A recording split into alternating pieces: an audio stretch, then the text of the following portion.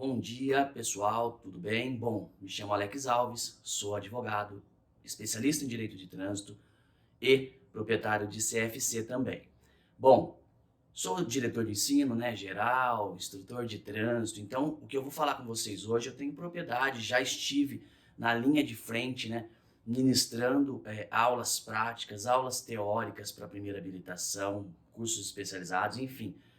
Tenho aí uma vivência de mais de 20 anos nessa área, então eu posso falar para vocês de tudo que eu já vi, de tudo que eu já percebi, o que tem acontecendo frequentemente nos exames com relação a acidentes envolvendo o veículo de aprendizagem. Existem aí alguns fatores que poderiam evitar esse tipo de acidente, tá?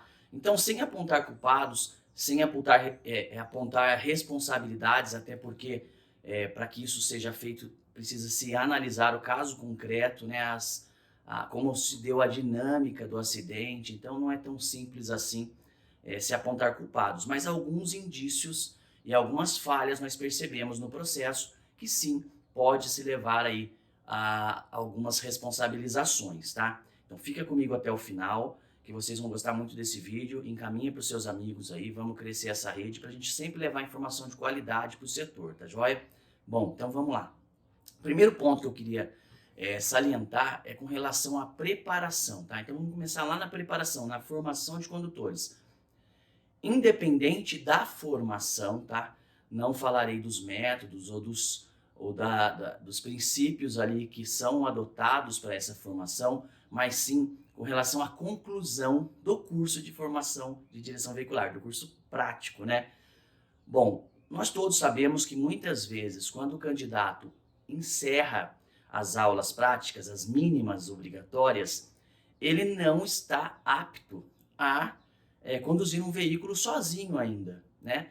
Até porque todas as aulas foram acompanhadas de um instrutor de trânsito. Então, muitas vezes ele termina o curso e não está totalmente apto a conduzir o seu veículo na via pública sozinho.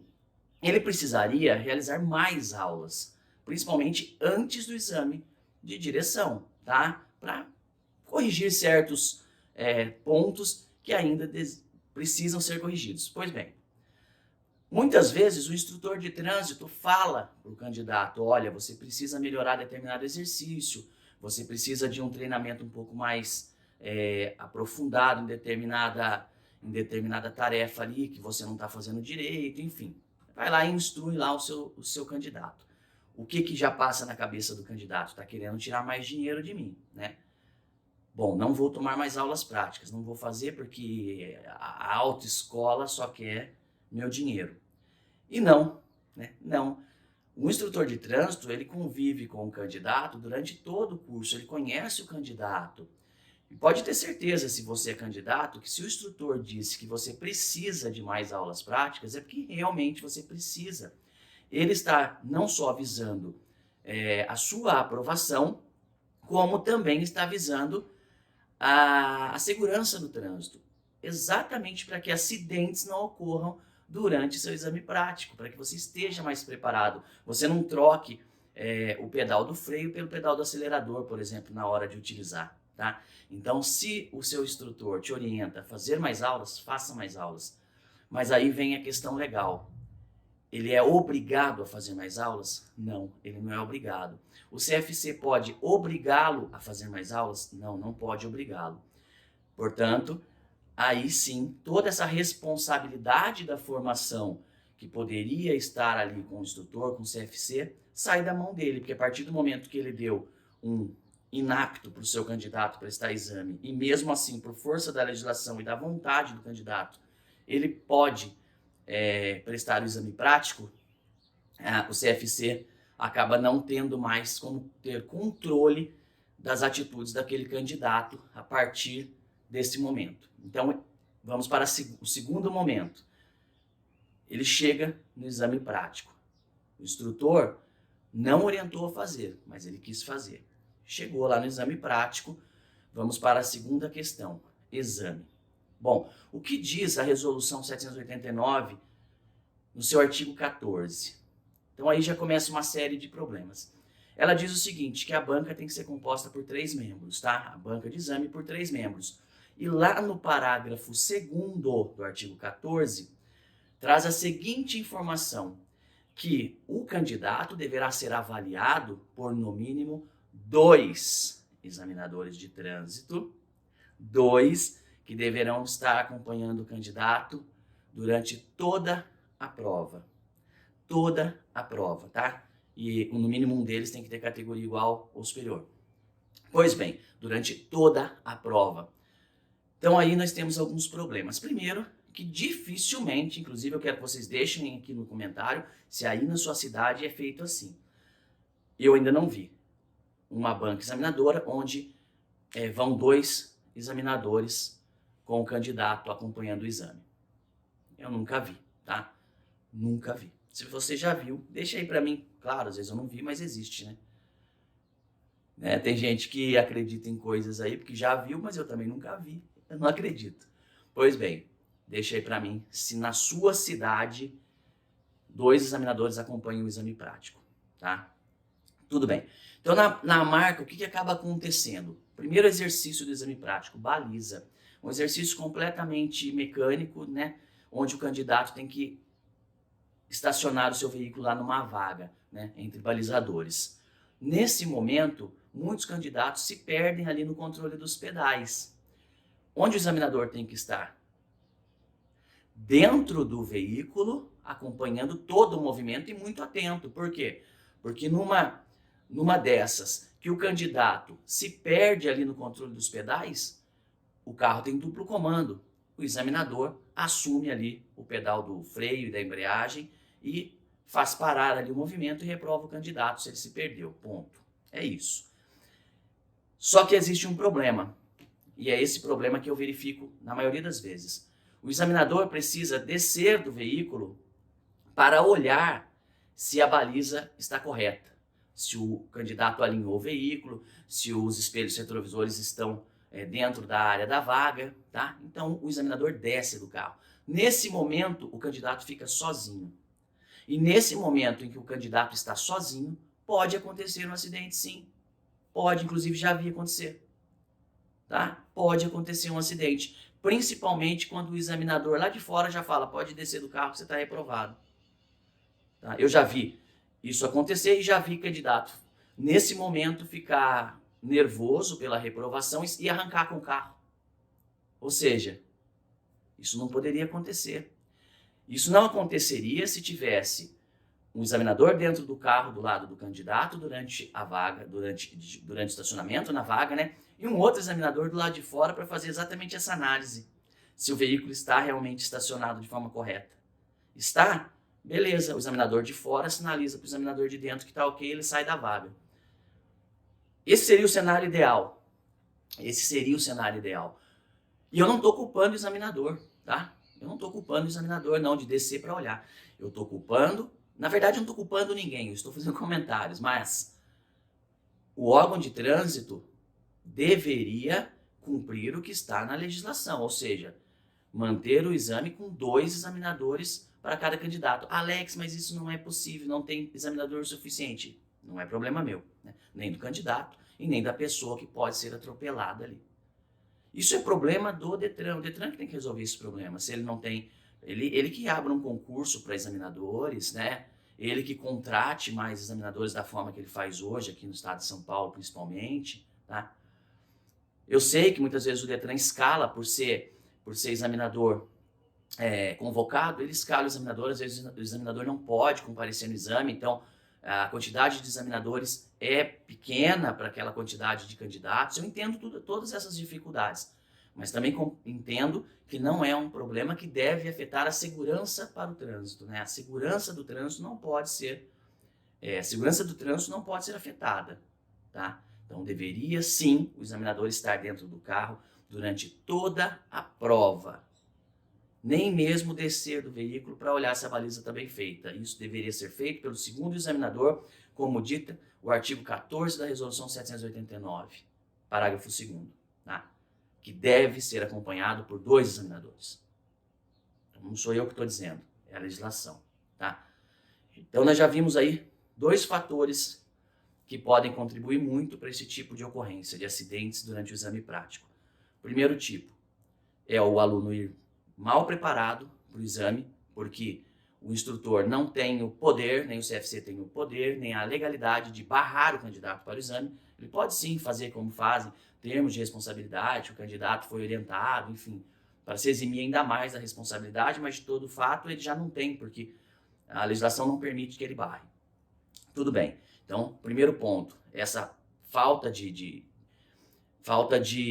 poder de decisão do CFC e do instrutor de trânsito. Segundo, a deficiência do órgão em escalar realmente 2 examinadores para acompanhar o candidato. E um terceiro ponto, tá, que é bastante polêmico também, mas é um terceiro ponto que eu também vejo como problema, que é a falta de preparo de alguns examinadores, tá? Tem examinador, também já vi, como eu disse, ao longo desses 20 anos eu já vi isso acontecer. O que acontece? No momento que o candidato reprova, principalmente no percurso, na prova prática, ele comete faltas absurdas, né? Ele bate o carro no meio-fio, né?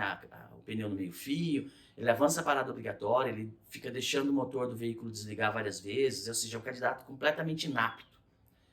E muitas das vezes eu já vi, o examinador ainda faz o candidato voltar para o local, né, do início da prova, conduzindo o veículo. Quando a legislação diz que se o candidato não apresenta condições, né, de segurança ali, o examinador tem que tomar a direção do veículo e trazer. Só que muitas vezes o examinador não dirige direito também. E aí, como ele não dirige bem, até porque ele não fez prova prática para ser examinador, fez para tirar habilitação, sim, legal. Mas ele não fez nenhum tipo de teste para ser examinador, pelo menos aqui no estado de São Paulo, tá? Que não é concursado. Então esse examinador, ao invés de trazer o veículo dirigindo, ele ainda deixa, mesmo o candidato completamente deficiente, trazer o veículo até o local do exame, né? Isso também deveria ser evitado. E mais uma vez eu ressalto, não estou generalizando e falando de todos, tá? Eu estou falando pontualmente de condutas que acontecem. E se você, examinador, está assistindo esse vídeo, você sabe de quem eu estou falando ou do que eu estou falando, tá? Conheço muitos examinadores, conheço muitos instrutores, proprietários de autoescola e pessoas também que trabalham no Detran. E todo mundo sabe do que eu estou falando, tá? Então, a gente precisa trabalhar em conjunto, em harmonia, a legislação tem que avançar para que permita que o instrutor libere ou não o aluno para exame. O órgão tem que destinar mais examinadores para a área de exame para que acompanhem de fato o aluno, 2 examinadores, não um examinador só, e esses examinadores têm que ser melhor treinados, né? Melhor capacitados e também orientados para que faça ali o seu papel, tá? Sejam mais empáticos com os candidatos, né? Tenham mais noção da realidade, daquilo que está afligindo o candidato naquele momento, né? Educados, enfim. Eu sei que a grande esmagadora maioria o é, mas ainda existe um ou outro que destoam do grupo, né? E esses que destoam do grupo têm que ser corrigidos, tá? Tem que ser corrigidos. Assim como também tem instrutores ruins, como tem CFCs ruins, né? Todos os campos aí nós temos deficiências. Então o intuito desse vídeo era mostrar para vocês o seguinte, que nunca a gente pode ter conclusões de que fulano ou ciclano é responsável pelo acidente antes de analisar exatamente todos esses pontos e também a dinâmica dos fatos que nós teríamos que analisar também. Esses tempos atrás eu fiz uma enquete no meu Instagram, onde eu não perguntei a responsabilidade, eu perguntei se o acidente era evitável ou inevitável. E todo mundo que está me assistindo, que fez CFC ou que fez algum curso de trânsito, sabe que a esmagadora maioria, 99% dos acidentes são evitáveis, tá? Por quê? Porque ele ocorre por uma deficiência humana, né? Essa deficiência humana, normalmente, é a falta de habilidade no exame, né? A falta de cuidado, uma negligência, uma imprudência, e isso sim é um acidente evitável, tá? Então veja que sempre a gente tem que analisar essa questão dinâmica. Então agora, para finalizar, vou pedir para vocês encaminhar esse vídeo, curtir e também me seguir aí no Instagram para ter mais dicas, tá? E para você que é instrutor, o meu recado é especial. Oriente seu candidato, se ele não estiver em condições, se você está vendo que ele vai colocar em risco a segurança, conscientize seu candidato. Fala para ele, compensa mais você tomar 2 aulas a mais ali, você vai gastar um pouquinho mais, mas você não vai pagar uma reprova, você não vai colocar em risco a vida de ninguém, a segurança do trânsito, não vai sair frustrado, porque após uma reprova o candidato fica mais frustrado ainda. E aí, para ele ir para a segunda, ele já vai cabisbaixo, porque ele já tomou o pau na primeira. Então, instrutor, tenha conversa franca com o seu candidato, explique para ele que realmente você não quer tomar o dinheiro do seu candidato, você quer simplesmente, até porque não é vantagem, a vantagem é que seu candidato passe, você quer que ele passe, você não quer que ele reprove, você não quer que seu índice caia, né? Mas tenha uma conversa amigável com ele, tente convencê-lo. E se você é candidato, escute seu instrutor. Se ele falou isso para você, ele tem treinamento, ele tem capacidade para estar te falando. Ele não estaria te falando isso por mal, tá? Eu mesmo conversava muito com os meus alunos na época e dificilmente um aluno contestava o que eu falava, porque realmente eu explicava para ele a necessidade daquilo, de mais aulas, e o porquê eu estava fazendo aquilo, tá? Para o bem dele. E por último, aos examinadores, que sejam mais empáticos, simpáticos, né? Que realmente entendam que o candidato ali está sob forte pressão.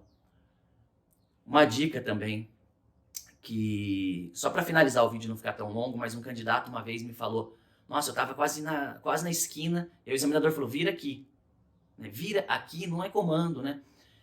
Se de repente eu estou dirigindo meu carro e alguém fala assim, vira aqui, automaticamente eu ligo a seta e viro, porque isso já está condicionado no meu dia a dia. O candidato, além de toda a pressão, além da inaptidão dele ali, da falta de experiência, de habilidade, quando você fala para o candidato, vira aqui, até o cérebro dele processar onde ele vai virar, onde ele tem que pisar, se ele tem que reduzir marcha, para onde ele tem que olhar e o que ele tem que acionar, ele vai esquecer a seta, ele vai passar reto, ele vai frear, vai deixar o carro morrer. Então, você examinador, dê comandos antecipados para o seu candidato, fala para ele, olha, na próxima, à direita, nós vamos fazer a conversão. Dá um tempinho para ele processar a informação, que você vai ver que, por exemplo, uma falta de seta vai diminuir. A intenção do examinador não é reprovar candidato, eu tenho certeza disso. E ele não gosta de reprovar candidato, mas acaba que ele reprova candidato porque é necessário, o candidato erra. Mas, como eu estou dizendo, muitas vezes o candidato erra pelo nervosismo, claro, mas o nervosismo ele tem que saber compensar também, mas por falta de tempo de processamento de informação, tá? Então, essa seria a única dica que eu queria dar para os examinadores. Dê comandos antecipados, tá? Está indo para uma baliza, saiu com o carro, olha, nós vamos fazer a baliza da direita, a terceira baliza, aquela lá, ó. Vamos fazer essa baliza aqui, né? Beleza, pessoal? Bom, espero que vocês tenham gostado do vídeo. Já estendi demais. Grande abraço. Até a próxima.